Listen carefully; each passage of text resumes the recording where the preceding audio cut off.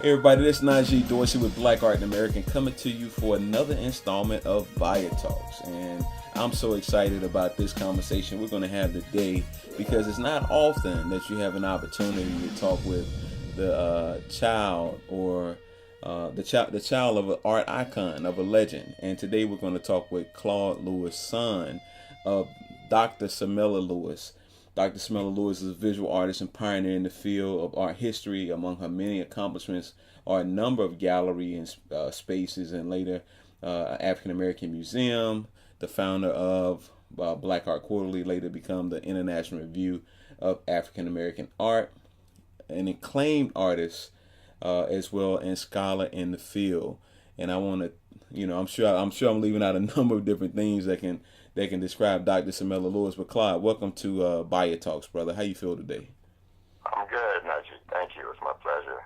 Yeah, no, it's my pleasure, man. We've been talking about this for a minute, and I was just thinking, a lot of times we talk with the artists, and we need to do a better job, man, because there's always, people that witness, the lives of the artists and the people that's there to support the artists, whether they be the siblings, the spouse, or the children, man. And from our relationship, and being able to offer Dr. Samella Lewis work through the site and doing some business and getting to know you, I was like, man, I know you've got to have some stories,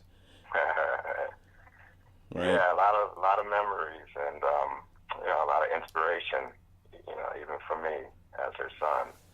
Right. So, well, cool. I'm looking forward to getting into it. One of the questions that I wanted to start off with was, talk to us a little bit about, growing up the child of an art icon, a child of a legend like Dr. Samella Lewis. What was that like? well, the thing is, I don't even think, early on, I don't even think one really realizes that his parent is an icon. Because, I was born in Florida when she was teaching at Florida A&M, and we had to leave out of there early because of some things that were happening with segregation and Jim Crow, and both my parents were fighting for change, and I guess it was kind of a sticky situation, and they wanted to get me and my brother out of there. So I was young then. I really remember nothing about Florida, but I know when we moved to upstate New York, she was teaching at State University of New York at Plattsburgh, and looking back, and I didn't really realize it at the time, but I can remember all the people that we hung around with, and that was like an interesting community because it was as far as I know, we were like the only black family in the town at that time, so it was very interesting. But I just remember all of my parents' friends. When I look back, they were all creative people, and really great artists and educators. And at the time, I didn't realize that they were special, or I thought everyone was like that. So after that, we moved to Los Angeles, and probably when I was around 9 or 10, I started realizing how important a lot of these people were. Who are some of these people? Well, when we moved out here to LA, one of the first galleries my mom was associated with was this gallery called the Ankrum Gallery. And one of the her and Bernie Casey were the first two black artists to be like a part of that particular gallery. Okay. And I was about 10 years old, and I was just really getting interested in sports. So to me, someone like Bernie Casey, he was already like my hero. I didn't even know he did art. And, when I found out she was working with Bernie Casey, that made me look at some of these people. And, I probably when I was around 10-ish, I kind of realized that these were important people, and who were expressing the realities and concerns of like the people in their community. And it was during the civil rights era and Black Power times and all that, and So between my mom and my dad, because my dad also took me to everywhere. He took me to Founders Day by the Nation of Islam. He took me to, Black Panther stuff, anything that was for Black progress. Mm-hmm. And because of that, I was able to, and because of the works that my mom and my dad did, because my mom basically handled the art and the writing, and my dad handled a lot of the business.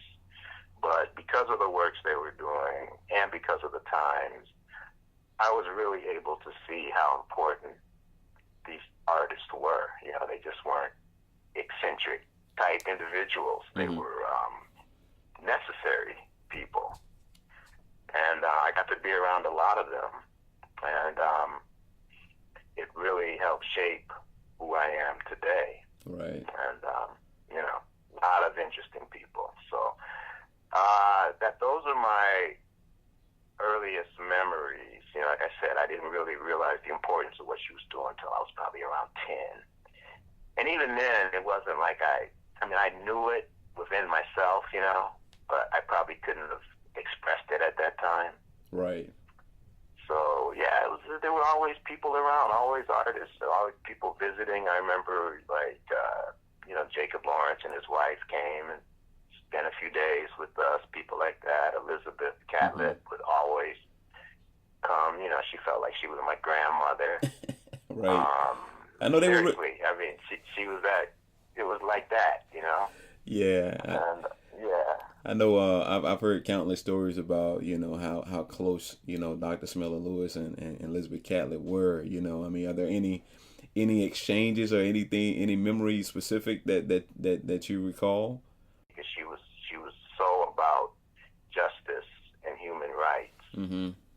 That I feel like she was literally almost fighting a war with her art. Oh. And so that's what I remember about Elizabeth. She always stood for justice and Black rights and women's rights, and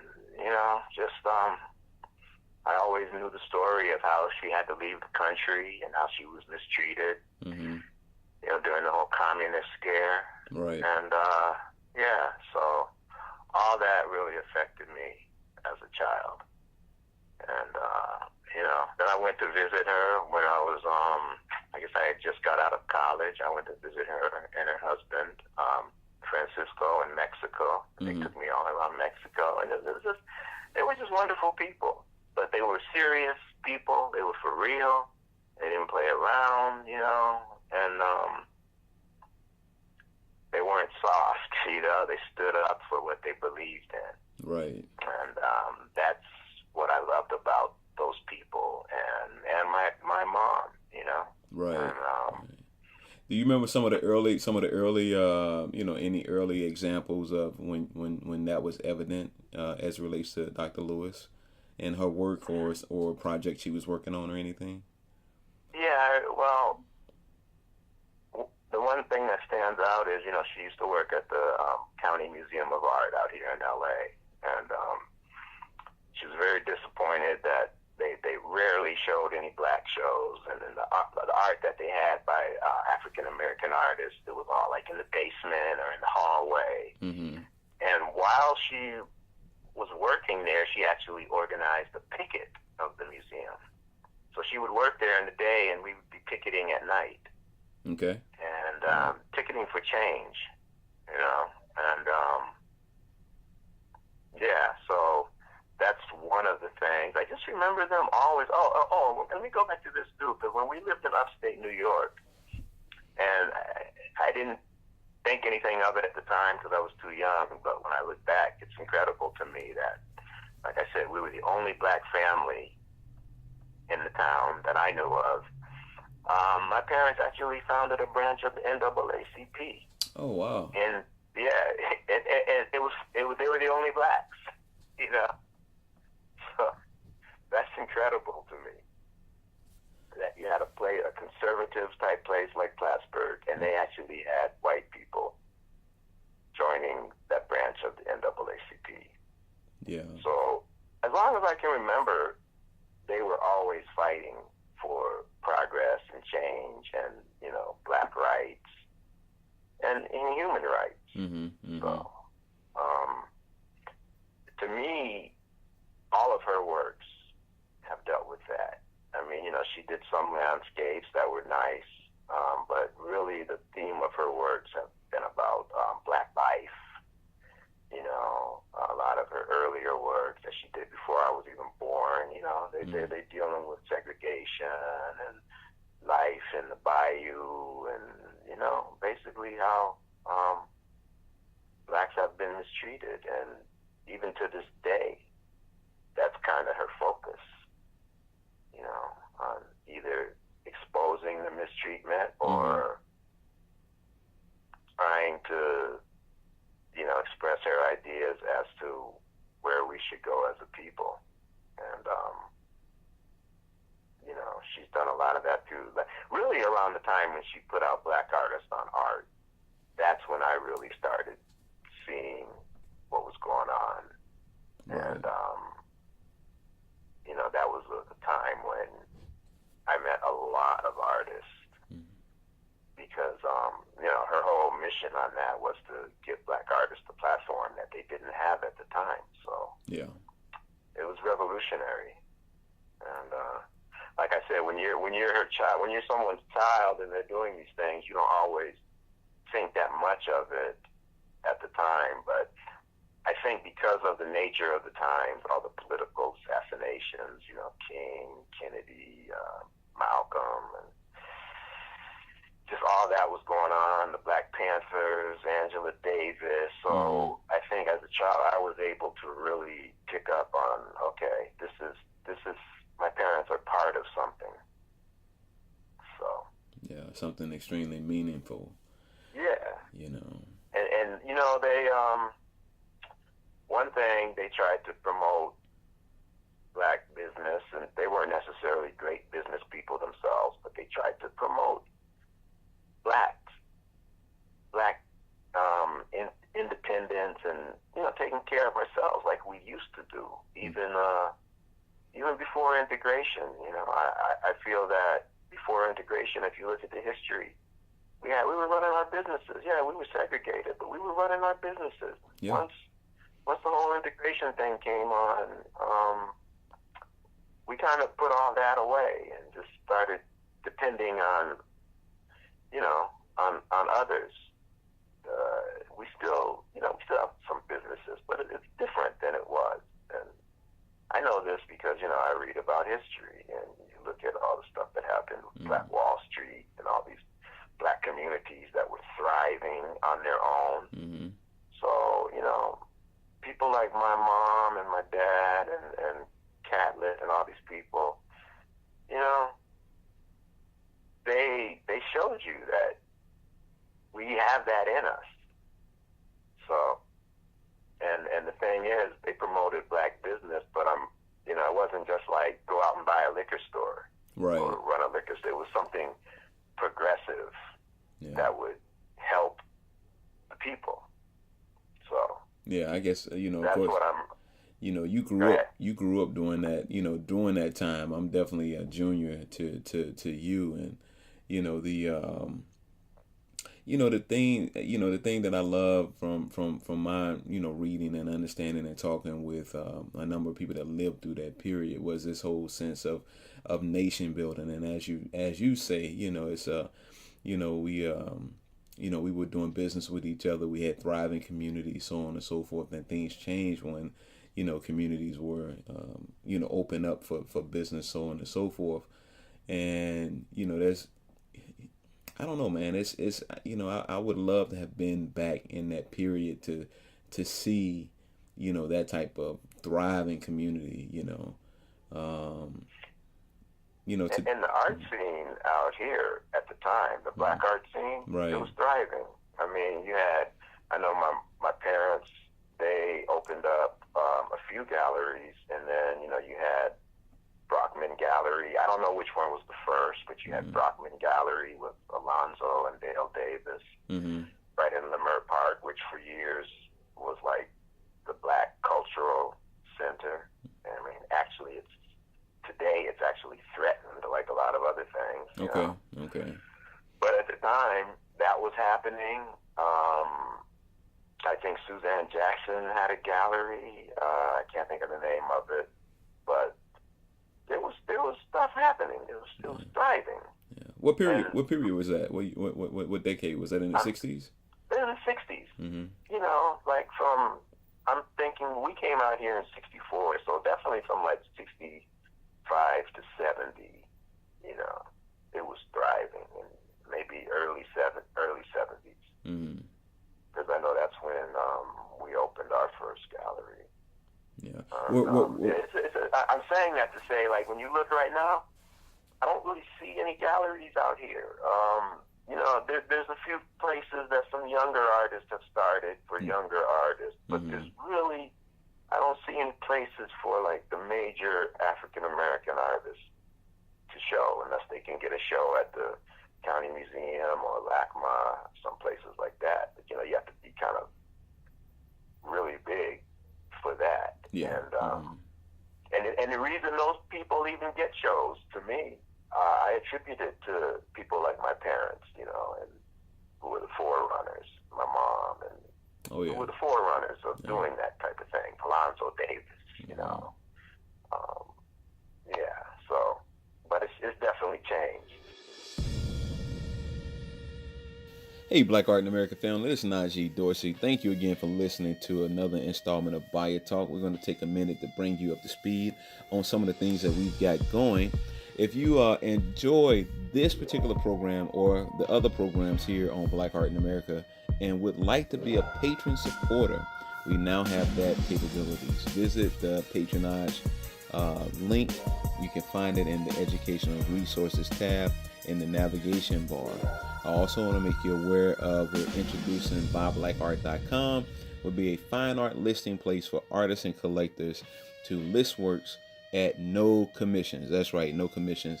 So be sure to stay tuned for that. That's launching June 1st.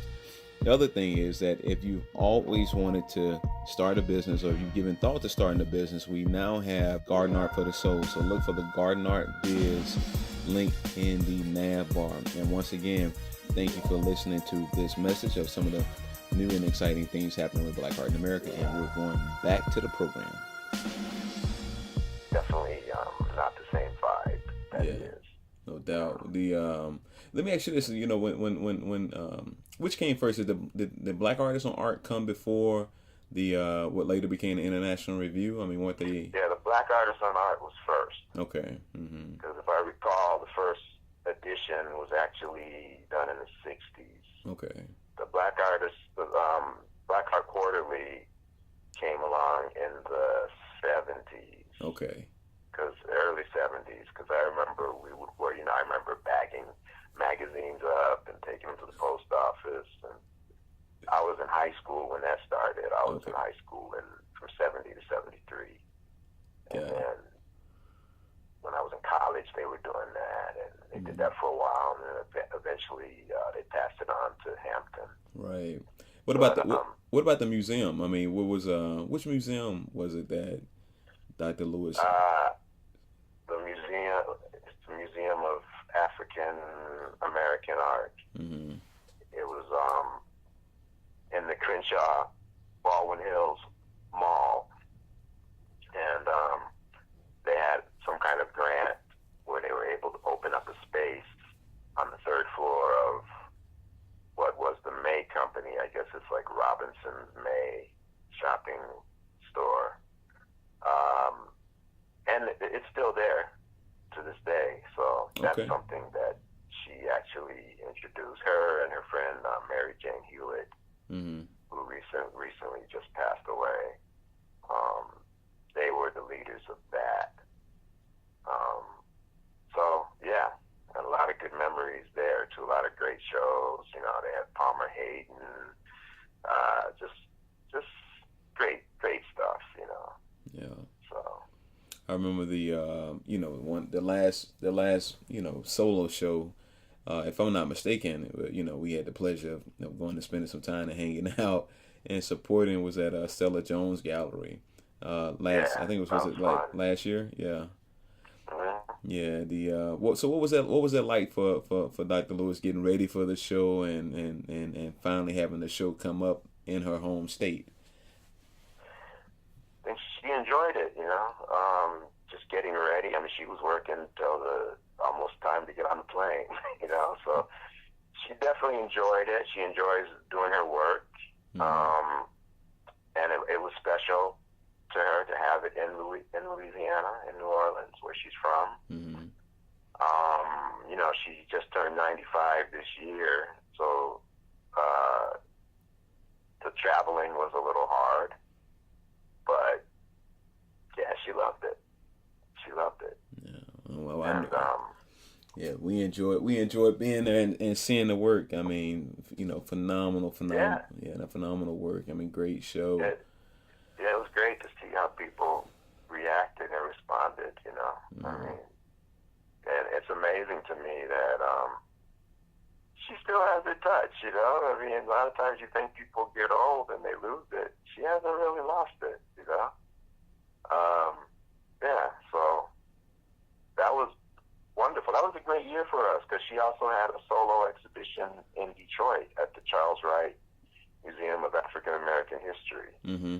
Mm-hmm. And that was the first time in years that me and her actually traveled together. And it was a great time for her and for me. Very nice. And just to see how, like when we were in Detroit, man, people were dealing with her like she was a rock star.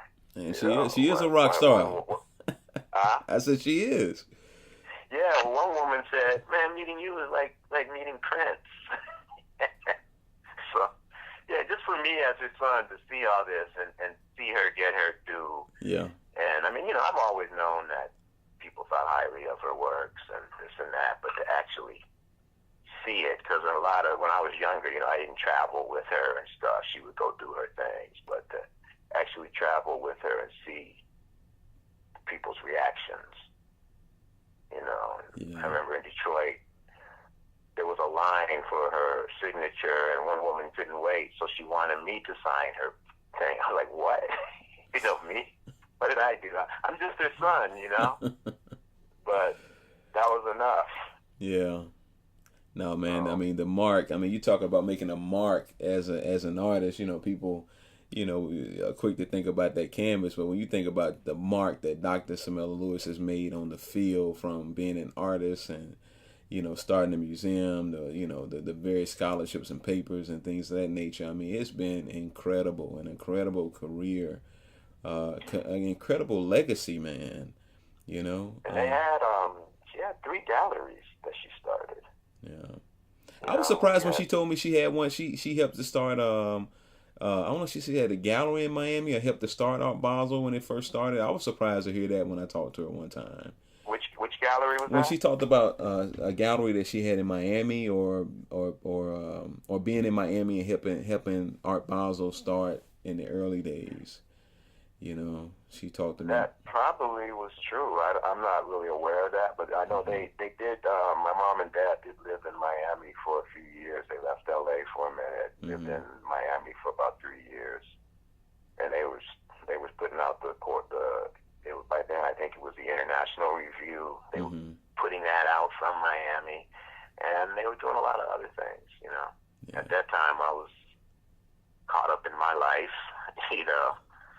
So, I'm not 100% sure about that, but it sounds like something that very well, happened. Tell, there's a countless write-ups, papers, interviews, videos, things of that nature, talking about Dr. Lewis.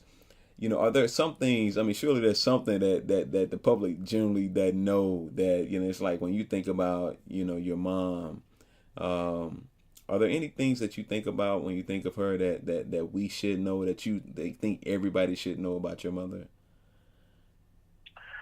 Well, number one, I almost think because she's written books, so many books that, and you might not feel this way, but I feel like her talent as an I mean, that may sound crazy because she's known as an artist, but yeah, I feel, I mean, she can work with any medium. Mm-hmm. You know, I've seen her do sculpture. She doesn't do sculpture really, but I've seen her do sculpture. I mean, high quality sculpture, you know. I just think her skill, because she did so much, and she really, it was kind of a sacrifice. You know, she kind of sacrificed her career as an artist to help educate people about African American art and to help move it forward for African American artists. So I feel in a way that kind of overshadowed her legacy as an artist. Although, you know, people that know, like you, people that know. Mm-hmm. And the thing is, she never really stopped doing her art. She was doing her art. There was always something, a painting or something going on. But yeah, I feel like a lot of people, you know, don't view her quite in the same light as some of the other greats, and I feel she's right there with them. Mm-hmm. And you know, for me, even more so because she did make that sacrifice to educate. And like I said, the museum's still going, the International Review is still going. So these are things that are still inspiring people and educating people to this day. Yeah, I couldn't agree with you more, man. I think that's part of the burden that happens with a number of artists that go on to become scholars and institution builders is the sacrifice of their craft. I think about Dr. Margaret Burroughs in Chicago, and even Driscoll to a large extent. I know a lot of people reference his scholarship over his art, and it's definitely the same thing with Dr. Lewis. I mean, now I'm not trying to put myself in their shoes, but I get that from time to time too. People know the work that we do is BAIA, and sometimes don't necessarily recognize the craft of an artist.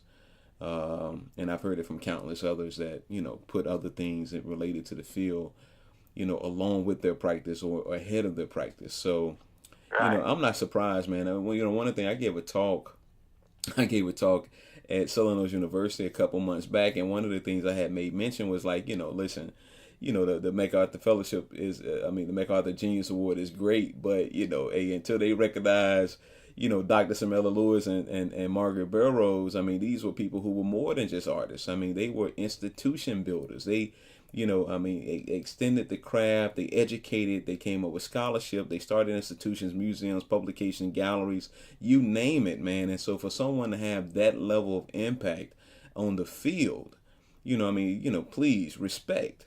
And to stand for what they believed, with no apology. I remember because my mom was a professor at Scripps College, and she had one class where some of the students got mad at her because she actually told them Elvis Presley was not the king of rock and roll. Mm. And things like that. They seem comical almost, but don't they? When you say something like that, you're inviting a lot of, backlash. Yeah. And, she's always stood up for what she believed in. And that's the one thing, she can be the sweetest woman in the world, but when it's time to get tough, she can get tough. There it is. So, so it was interesting for me growing up because, like, both my parents were educators, mm-hmm. So it was hard for me because I couldn't slack off in school, and which I tended to do from time to time, But it was a high standard. Yeah, I'd imagine. But it was cool between both of them. It was cool. Yeah. And so I'm very proud of my mom, proud of my dad, and just the whole legacy that they built, and being able to participate in that. In a couple of the editions of the quarterly, I got to travel with them as a photographer. We went to Trinidad, and just to see how, that's the other thing. The one thing about the international Review or the Black Art Quarterly. It like where her earlier books had introduced people to African American art. I mean, this publication introduced us to Black art from around the world. Mm-hmm. And I mean, countries would open themselves up just to have her come and, you know, treat us really great, just to have her come and write about the art from their culture. And it was great. It was great. So to me, you know, she's done what she was supposed to do, what she was put here to do. And she utilized all of her talent. I mean, she was like, I think she was the first, not only black woman PhD, but first woman PhD in art history at Ohio State. Mm-hmm. I'd have to research that, but so she used all her tools and all her training.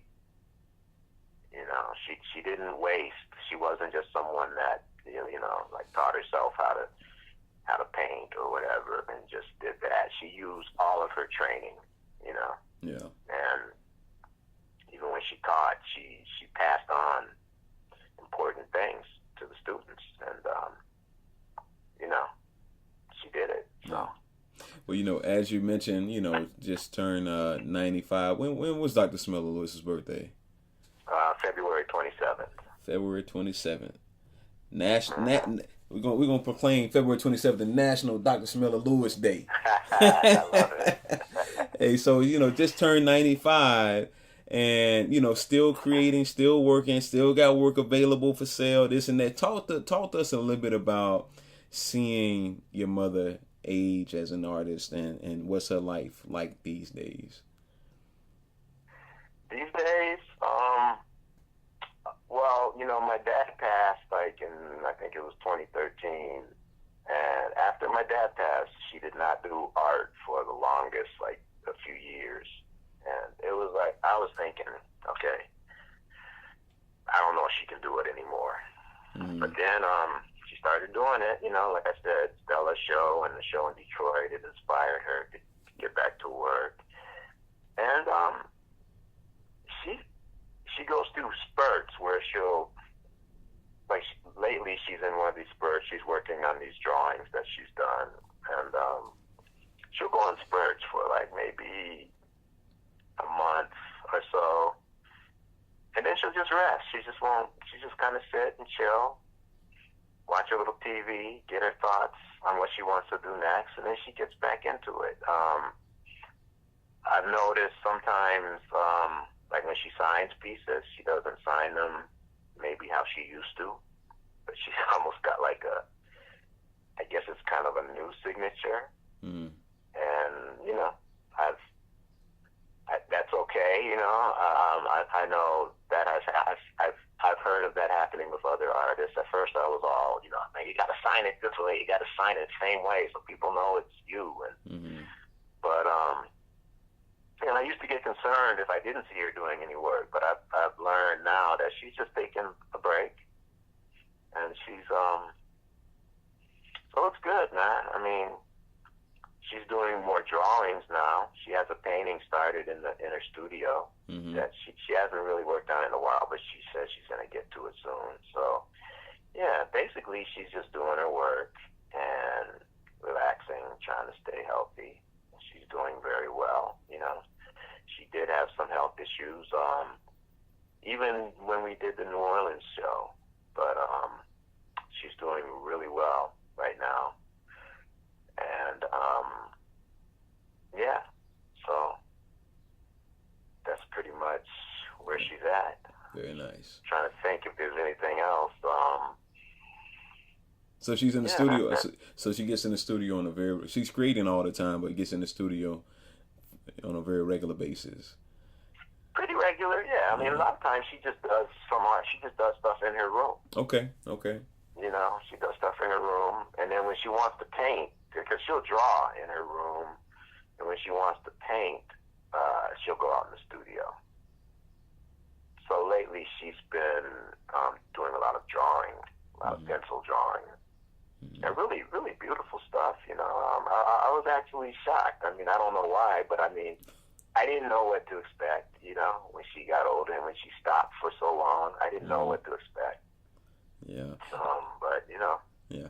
I think you shared with me some time back that, I mean, even having a number of museums reaching out to, they're working to fill in the gaps with their collections. I understand that, there's been some recent acquisitions. Anything you could talk about, or not necessarily? A few years back, the Museum of what is it? What is the Met? Not the Met. The other one. The Museum of what's the other big museum in New York? And so, is it Museum of Modern Art or the? Yeah. Museum of Modern Art. Okay. They bought a couple of her pieces that were traveling in this show called Now Dig This. That. Mm-hmm.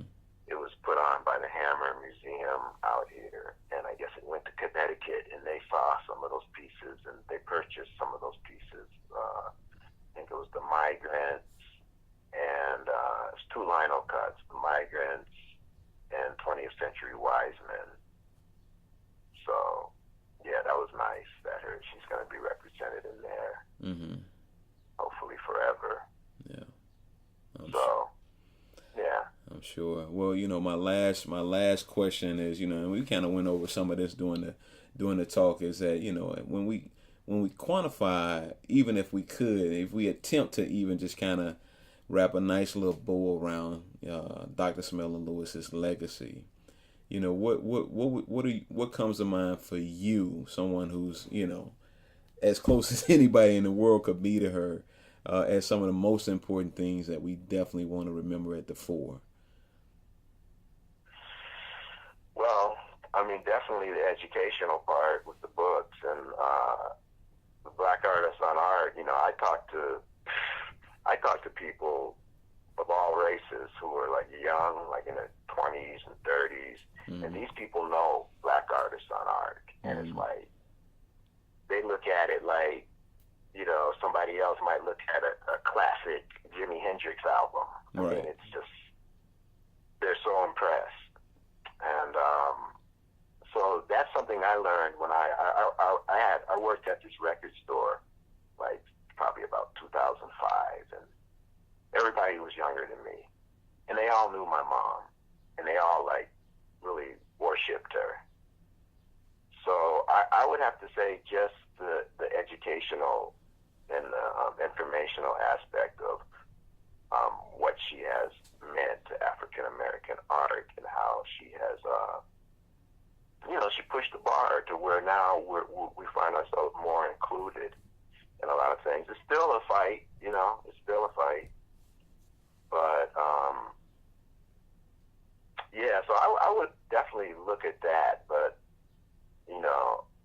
I'm reluctant to put that over her contributions as an artist, just because to me, her messages through her art were always on point. Mm-hmm. Always dealt with not only what has happened, but what needs to happen. So, yeah, I guess, everything. But clearly, like the Black Artist on Art, to me, that was so revolutionary. And she saw a situation where people didn't know about African American artists. People always, the outer communities always undervalued our art, and she brought it to the forefront.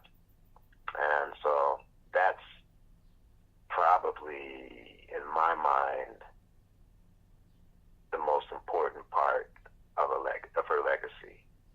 But like I said, she's a phenomenal artist as well, and I think that almost gets lost. But so yeah. Very nice. Well, Claude, we appreciate you. And let me say one more thing. I want to give my dad some props too, because a lot of this, even though my mom did the art, and she did a lot of the writing, but a lot of the things they did together, and they were together for like, oh man, years and years. It must probably like 60 years, and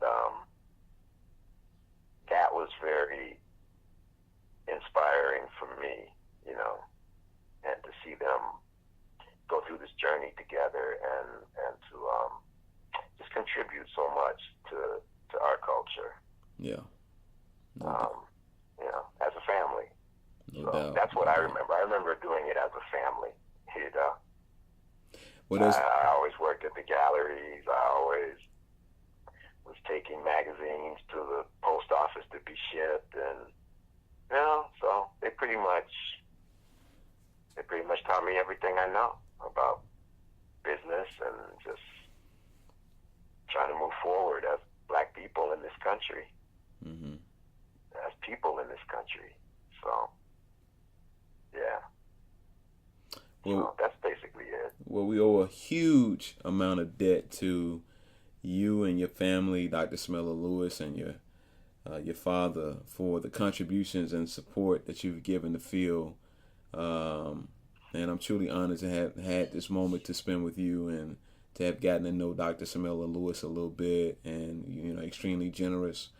You know, Black Art in America fam, this is one that I thoroughly enjoyed. I hope you did as well. On the phone with Claude Lewis, son of Dr.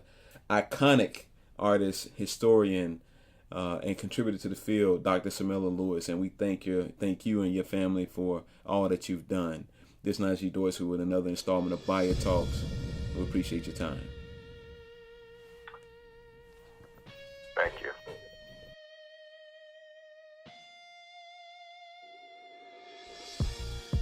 This is Najee Dorsey. You listen to another installment of BAIA Talks.